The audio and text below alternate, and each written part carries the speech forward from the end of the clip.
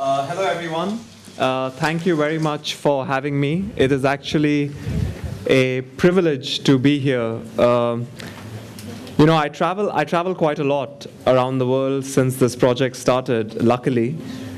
And I'm always giving talks to governments, policy people, museums, never really with students.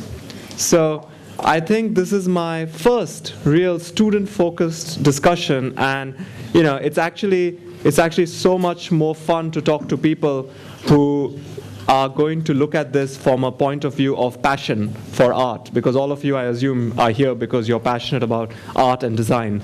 So thank you very much for having me, and I hope, I'm not going to speak too fast, but if it gets a little too fast, just put your hand up and tell me to slow down.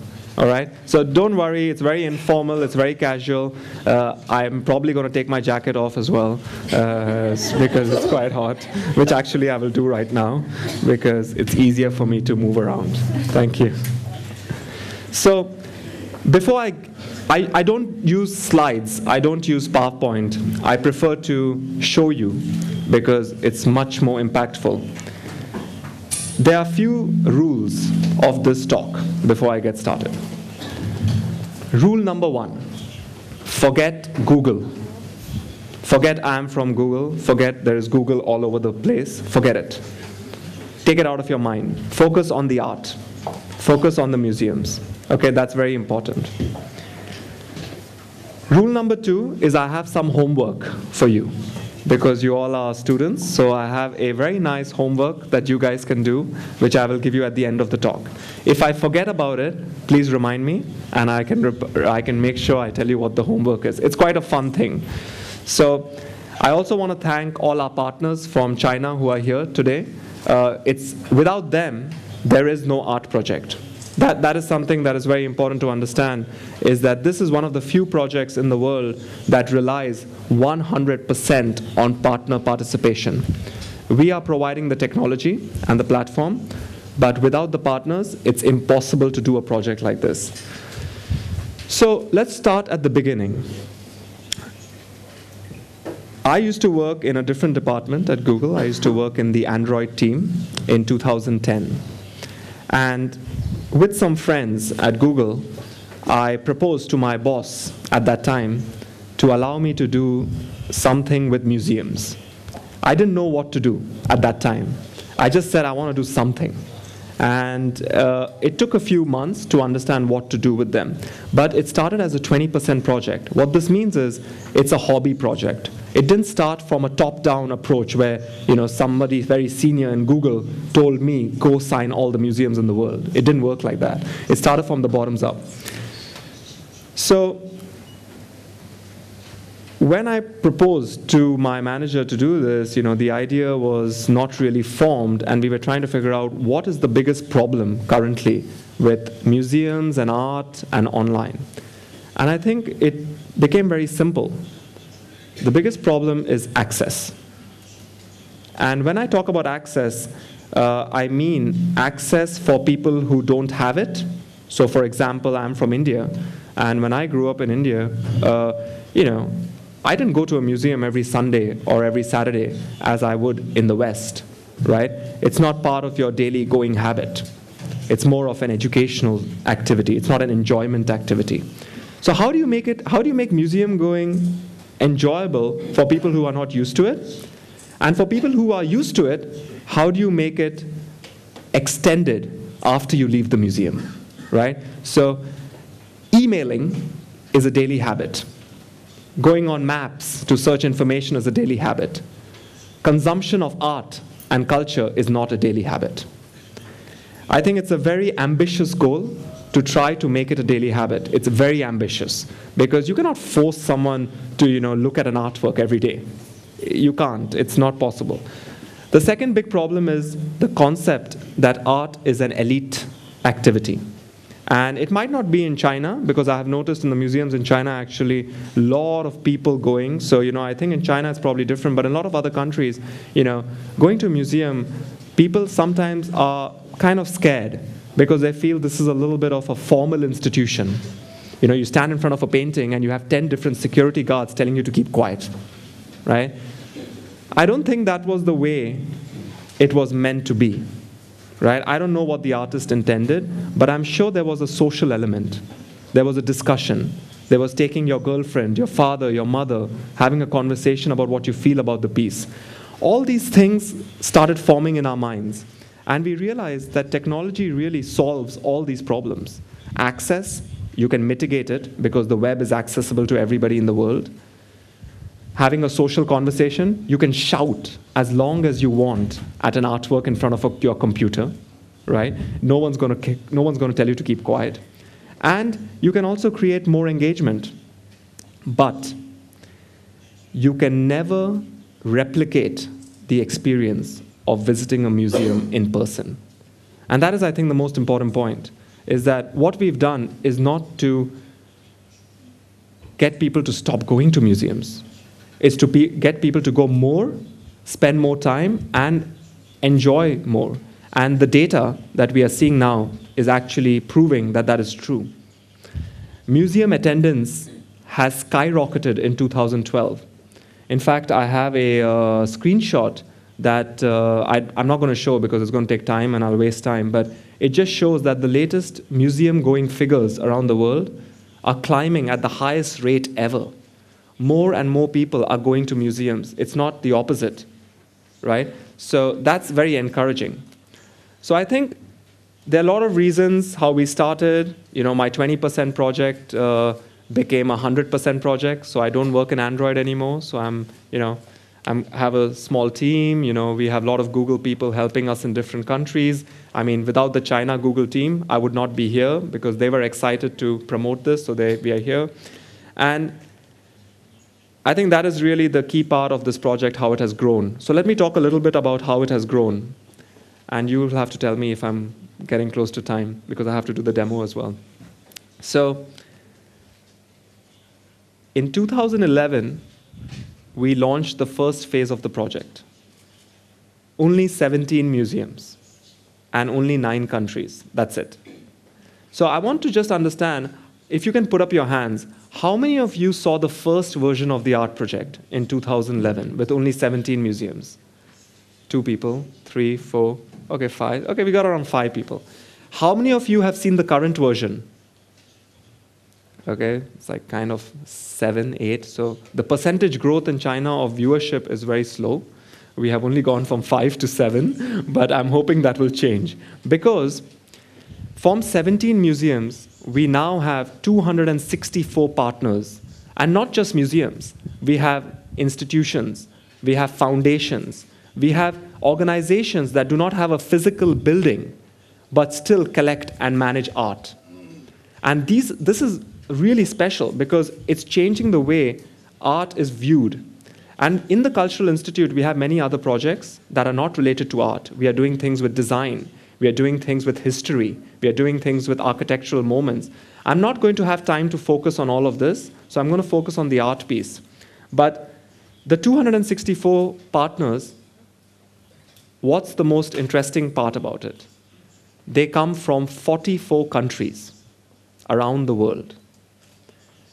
See, it would be very easy to build a project like this, only focus on the US and Europe, right? I just have to go to Italy and France, and I will already get 300, 500 museums, right?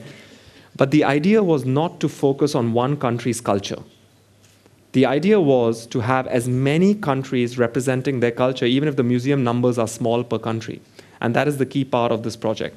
So I think enough of hearing me. Let's get into the project, and let me show you what this is all about.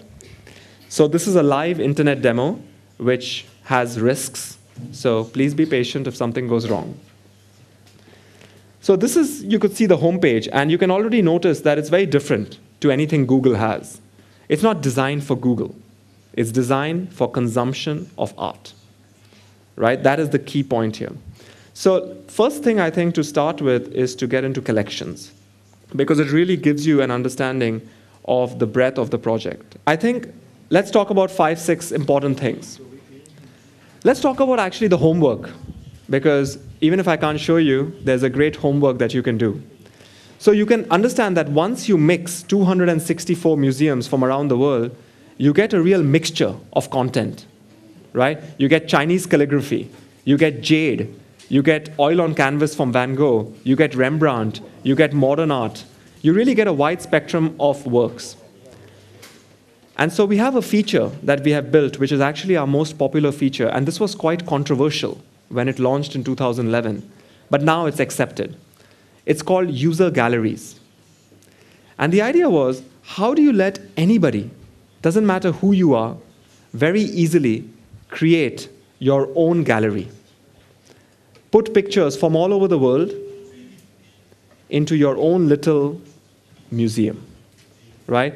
And then you can choose if you want to share it with all your friends or if you want to keep it private. Some people just keep it private because it's the moment that they have connected with the artworks. Since we launched, we have 350,000 user galleries created from people all around the world. We don't know who these people are because it's done anonymously, and they can choose if they want to publish it or not. But it really shows that if 350,000 people have understood how to use a complicated feature to essentially mix artworks, anybody can do it. So I request all of you, those of you who have a Gmail account or who you can access and create a gallery, look at the works that I'm going to try and show you and go create your own galleries. And if they're good, we are going to feature them on the homepage. So the way it works is that we look at the galleries that are really nice and we put them up. So we feature them. So collections, there, now it's really fast. So this is the page where you can see all the partners that we have around the world. And this is my favorite picture. This is the map. It used to be the map. Now it is again the map. Great. So this is the coverage. Obviously, Africa, we have to still do quite a lot. But, that's the state of digitization, right? So the project really succeeds where digitization has started to take off, right? And it's coming. You can see 2 partners getting added. You can see Asia. You can see Europe, obviously a big part. The US, North America, Latin America. So it's really global. It's not about, if you want to go to see Frida Kahlo in Mexico, you can go to Frida Kahlo right now, right? And I'm going to actually show you some of these examples. So since not many of you know about this project, I'm going to start from really the basics, because that, I think, is the most important thing. When we started the project, we had to obviously convince some of the big museums in the world to join us. The first 17 museums who joined us were really the big ones, like the Tate, the Met, MoMA. It's not easy to convince these museums, because they're not, saying, Google, come, take my work, right? It's not like, please, we are waiting for Google to come and take it all, right? You have to explain to them, how can we do something that's unique? And we did that by 3 features. The first was we presented to them a way to explore art that has not been done before. And that is with deep zoom inside the artwork. And we told them it's not about actually going and taking the picture, it's about how the picture is published, how it is served, what kind of technology you're using to serve it. And that's where Google has the strength, because we have the best server technologies for presenting these images. So I'm going to start with these examples. And I think most of you, I don't know if how many of you have seen the TED talk that I did? Okay, only 2 people, great. So then I'm going to use the same painting I used for the TED talk, because it's easy. And I'll show you 1 or 2 more, but to start with.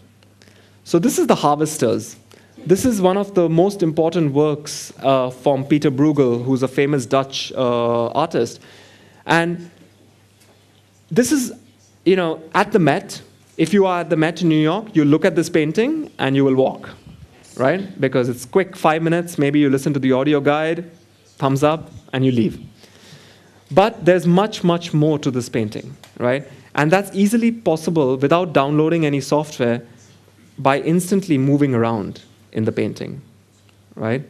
And by the way, this is happening without any plugin download, anything. And that was the key for us, how to make it easy for anyone to operate. So I'm going to go into this guy, because he's always staring at me. Yesterday I was presenting and he looked a little different. Today he's looking a little different. He's hungry and I'm also quite hungry, which is good. I'm going to zoom out of him a little bit. And by the way, it's much clearer on the computer. Because it's a projection, you see a little bit of graininess, but on the computer, it's crystal clear. So I'll move out a little bit, right? But I'll also move to another area in the painting. So let's travel. Let's travel in the painting.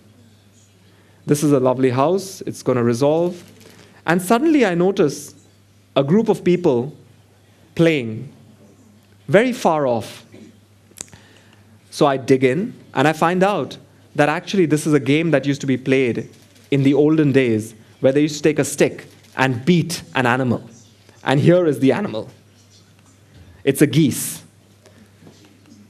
I'm a vegetarian, so I don't support this. But, you know, different strokes for different folks.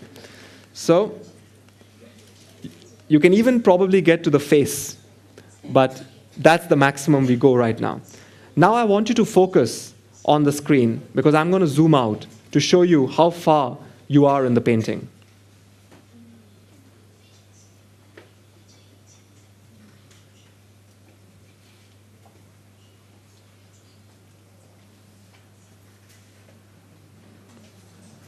That's the artwork.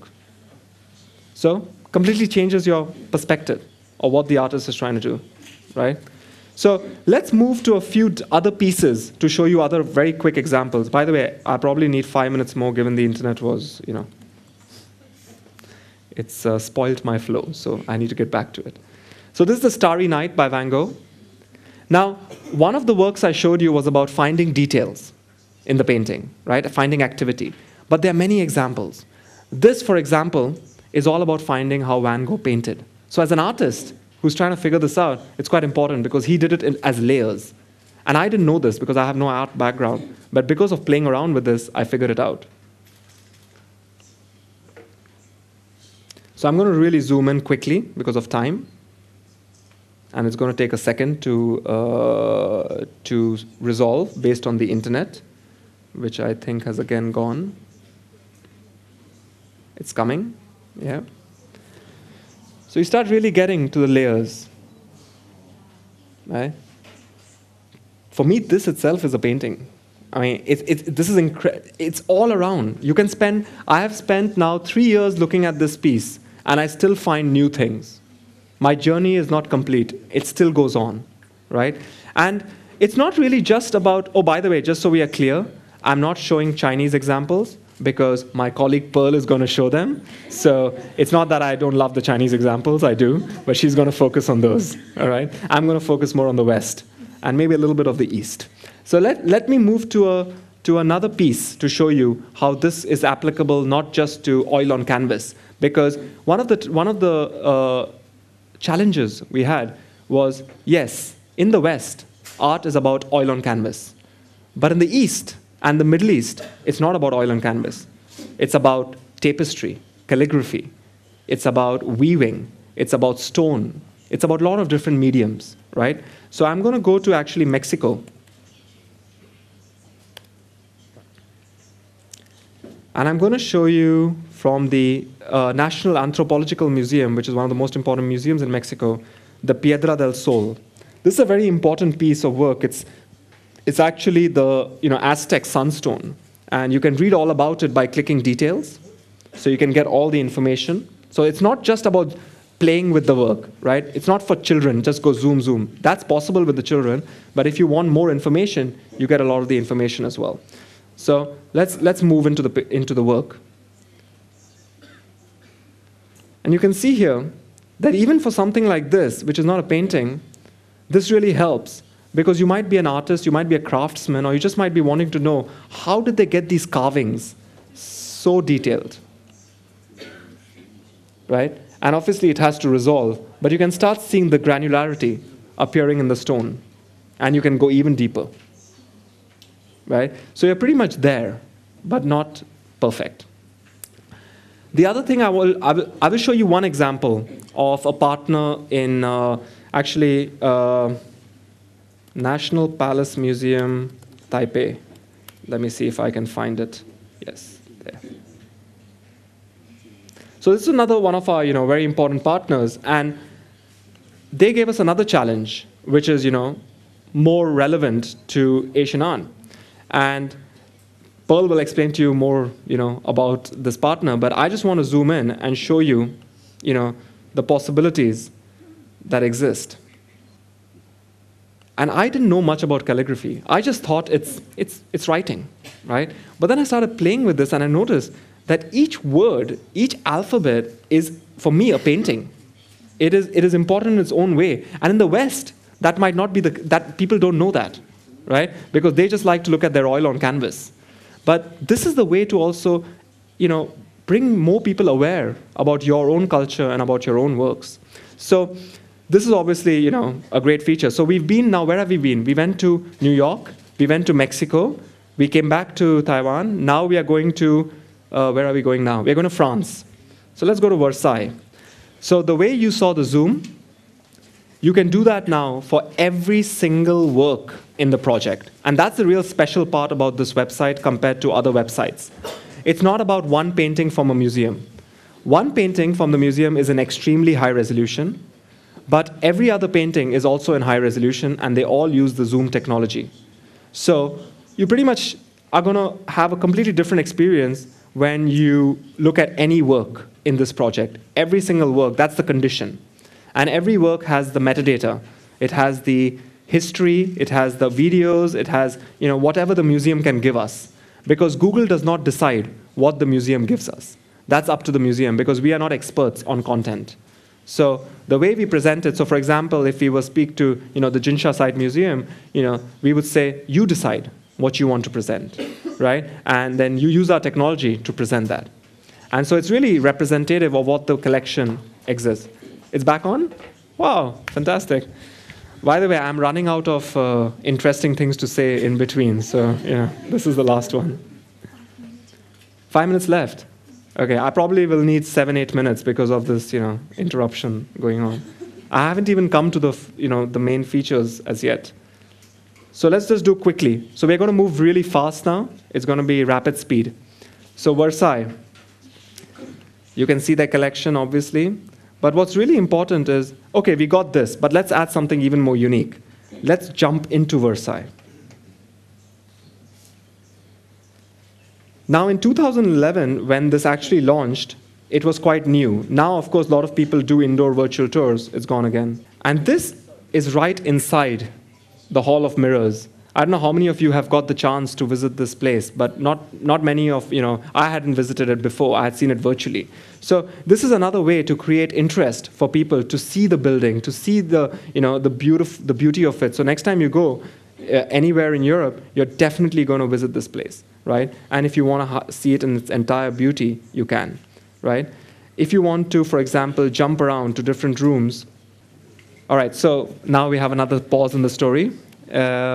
So the virtual tour is also available for not every single museum, but it's available for over 100 museums right now, because that's a little bit more difficult for us to do because it involves operations where Google has to go inside and do the actual capture. So you have two types of partners in the project. You have partners who have the virtual tour, and you have partners who don't. And we are trying to get everybody on the same level. But if you don't find the yellow peg man to click, just enjoy the artworks, and the virtual tour will be coming soon. Okay. So I've shown you the virtual tour, I've shown you the zoom, I've shown you different things. But let me show you very quickly a few of the important features. So we have 46,000 items, which all are high res. But now let's say that you are an artist, and you're someone who does not care about the art, and you just want to know about what is the material used across all these works. This is one of my favorite features. I'm not going to tell you the story about my mother because it's going to take too much time, but there's an interesting story about my mother and this feature, which is for later. So this is gold. And what we do now is we are providing you a view of gold from every single museum in the project. So you have Israel, you have the Walters, you have the Israel Museum again, Museo Paul di Pezzoli, Museo Archeologico Nazionale, Monastery of St. John. We even have a monastery in the project, which is quite unique. We have the Brooklyn Museum. So you can really see how gold was used across cultures and across time, which has never been possible before, right? So now let's say, you wanted to see some other kind of material.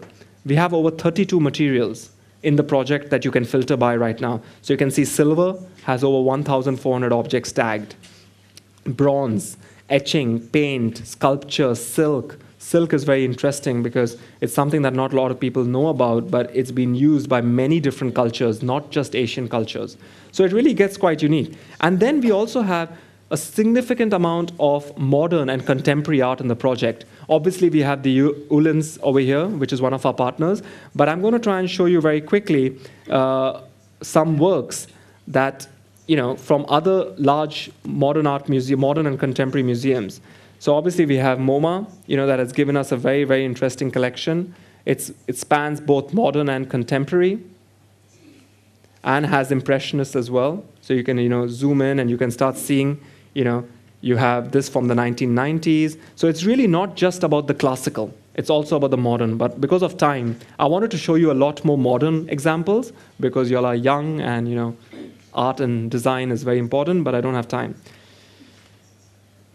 Then we have other types of partners who are trying to show us architecture and design. So let me show you very quickly. In Canada, not a lot of people know about this place. But for me, it's one of my most unique collections because it's a movement in Canada called Movement S Arts. And it is essentially a sculpture, open-air sculpture park. It's a very, very interesting concept. And they approached us. We didn't even know about them. And you can see all the different works that they've put up. Right? I will try and show you very quickly to one of my favorites, if I can find it. Yeah, this is the one.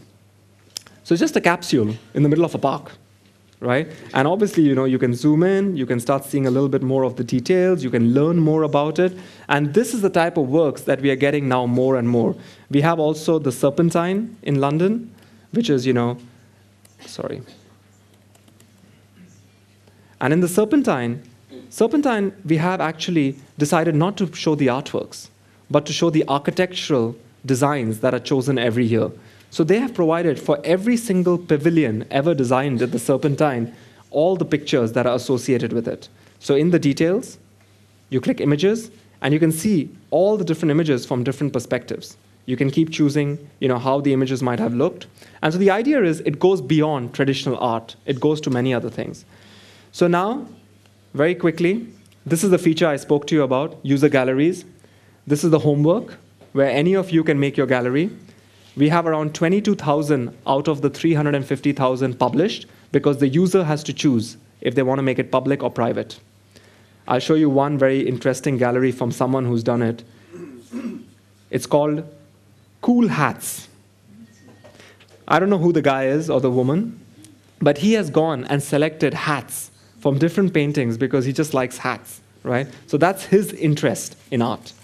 And you can see that he has put different paintings. He has, you can actually click into them and even zoom into the areas that he zoomed in. So it's a pretty advanced feature.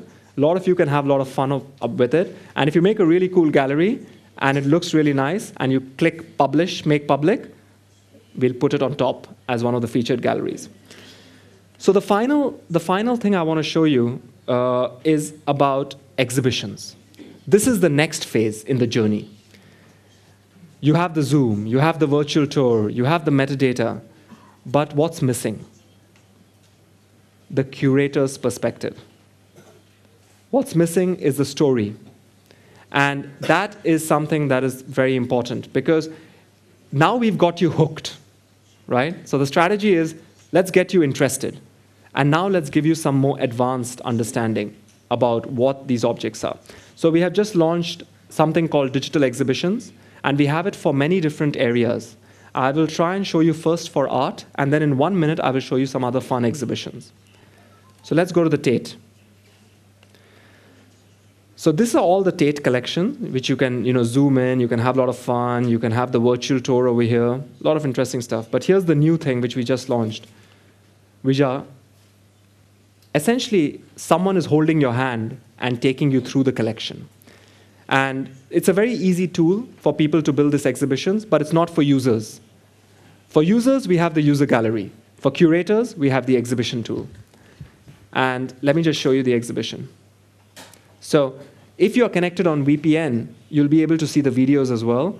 But essentially, the idea here is every image can be inserted into the exhibition. Obviously, you can click on each one of them. You can read what the curator has written about the particular image. So it's a much more interactive way of taking you through a journey, right, of the exhibition. So these exhibitions are now all launched. They're going to become more and more as we go along. More partners are going to create exhibitions and tell stories. But apart from the art project, we have another couple of very big projects, which is about storytelling. And we've done different types of projects. We've done an exhibition recently about the bombing in Hiroshima and Nagasaki. We've done an exhibition about the Great Train Robbery. So these are about intangible culture. Culture that cannot be seen in a museum or held in your hand, right? How do you tell these stories? So I'm going to show you one very quick one, which is a cool idea. I'm sure a lot of football fans in the room. And, football is quite commercial. It's quite modern. But not many people know about the impact football has had in culture. And so we go to Brazil. We worked with the Brazilian Sao Paulo Museum of Football to tell a story about how football started in Brazil. And I'm going to just show it to you very quickly.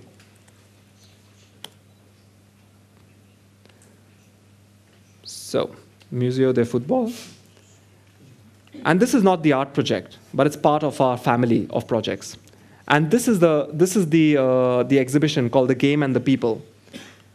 And essentially, you can see here the earliest pictures ever taken when football actually came to the country. There are videos you can play to see the earliest videos ever, and you really can get an idea of how football made it in this market. I'm going to end with going back to France to show you our latest partnership, which is brand new. It's with the Eiffel Tower. So most of you know what the Eiffel Tower is, I hope. But we wanted to create a new type of exhibition, a more interactive, more interesting exhibition. So the first exhibition we have is the birth of the Eiffel Tower. And this exhibition, you might not have to connect on VPN. It's working. Okay, great. So it's an automatic exhibition. So this is one step forward. This is a 360 view from the Eiffel Tower. So we start straight with showing you what it is, without a picture. And by the way, you can actually interact with it. So you can actually move around. You can jump here. You can decide to go maybe over here. Maybe you want a different view. I'm trying to get you the view of Arc de Triomphe, if I can find it. But if I can't, maybe you can enjoy this view, right? It was a rainy day, but the view is still pretty important. You can jump to different floors. Yeah, that's the view I was trying to find you, right? And you can really explore the Eiffel Tower. Now that you've explored it, you click Next, and you start seeing the text at the bottom trying to explain you about the journey. So it's a different style of exhibition. It's less text. It's more image, more interaction, right? You can automatically set zooms. This is all about the history, but I don't have time to go into it, but I'm just going to show you how the exhibition works.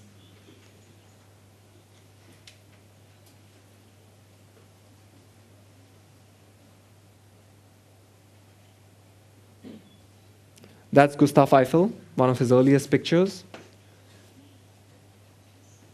This is actually one of the earliest recordings of his that was never made public before, but they made it public for this project. So I think you got the idea. There is a lot that technology can do for art, architecture, design, culture, and it's really up to the partners who have the content to connect with the users who have the imagination and the interest. And companies like Google are in between as the platform, providing the technology. Last thing to let you know that all these projects are non-profit, non-commercial projects at Google. So we have made a promise not to make money out of these projects. They're actually in the contract with the partners. So a lot of people ask us, is this a whole plan to make money out of art? It is not. It is a plan to provide access. And if you go to the Cultural Institute website, or the Art Project website, you'll find a lot more information and other projects that we have, including another project called World of Wonders, which is all about showing important sites around the world. So lots to explore, and I hope the presentation was okay, even with the internet delays. So thank you very much for having me.